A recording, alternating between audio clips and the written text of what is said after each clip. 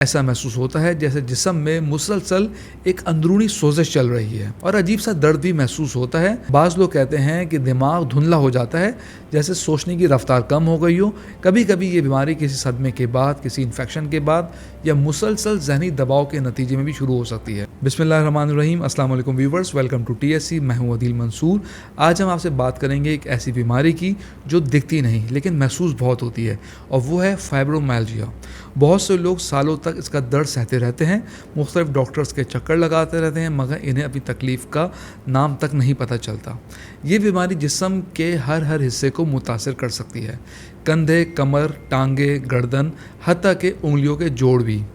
ऐसा महसूस होता है जैसे जिस्म में मुसलसल एक अंदरूनी सोजिश चल रही है और अजीब सा दर्द भी महसूस होता है जो बता नहीं सकते। अक्सर लोग कहते हैं कि तुम्हें कुछ नहीं हुआ, बस तुम्हें एक वहम है, और यही जुमला इस बीमारी को और ज़्यादा तकलीफदेह बना देता है।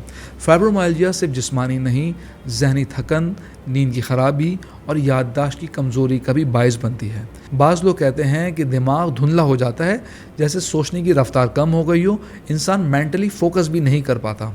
अगर आप हर वक्त थके थके रहते हैं, जिस्म में बग़ैर किसी वजह के दर्द रहता है और नींद पूरी होने के बावजूद सुबह उठने पर भी कमज़ोरी महसूस हो सकता है कि आप फाइब्रोमाइल्जिया का शिकार हो। साइंटिस्ट कहते हैं ये एक न्यूरोलॉजिकल कंडीशन है, यानी आपके दिमाग और आसाब का निज़ाम दर्द के सिग्नल्स को नॉर्मल के मुकाबले में ज़्यादा शिद्दत से महसूस करता है।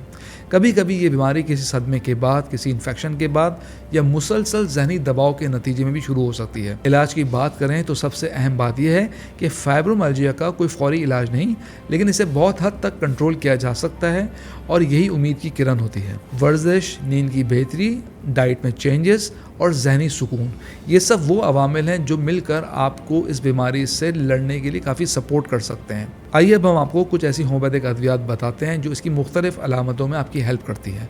सबसे पहले है रक्स टॉक्सिकोडेंड्रॉन 30 में। ये दवाई उन लोगों के लिए जिन्हें आराम के बाद तकलीफ ज़्यादा महसूस हो और हरकत करने से दर्द में कमी आए। इसके 5 कतरे थोड़े से पानी में डालकर दिन में 3 बार इस्तेमाल किए जा सकते हैं। 10 से 12 दिन आप चेक कर सकते हैं। फिर है ब्रायोनिया एल्बा 30। अगर आपका दर्द हरकत से बढ़ता है और आप आराम को तरजीह देते हैं तो ये मेडिसिन ज़्यादा सूटेबल है। थर्ड मेडिसिन है आर्निका मोंटाना 30 में।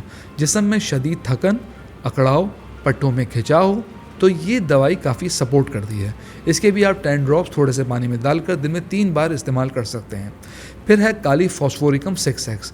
ये एक बायोकेमिक सॉल्ट है जो दिमागी थकन, नींद की कमी और कमज़ोरी के लिए बेहतरीन है। फिर है जैल्सीमियम 30।